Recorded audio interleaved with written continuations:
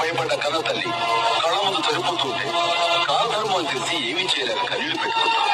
అలాంటి కన్న తల్లు ఎందరో కన్న భరతమాత లంచం అనే మహమ్మారి సోకి అకాల మరణంతో అర్థంగా చనిపోతుంటే చూసి ఎలా ఊరుకోమంటారు సార్?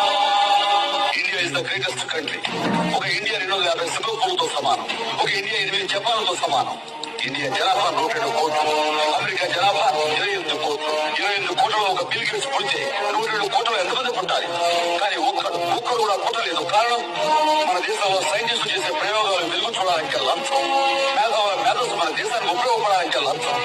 అందుకే సార్ భవిష్యత్ బిల్ గేట్స్ మన దేశం వదిలి పరాయి దేశాలకు వలసపోతున్నారు, అక్కడ రాణిస్తున్నారు. చెప్పులు కుట్టుకునే అబ్రహం లింకన్ అమెరికా అధ్యక్షుడయ్యాడు.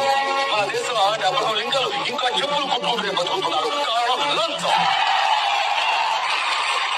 మన దేశంలో అడుగడుగున లంచం. మున్సిపాలిటీ నీళ్లు రావడానికి లంచం, ఇల్లు కట్టడానికి లంచం,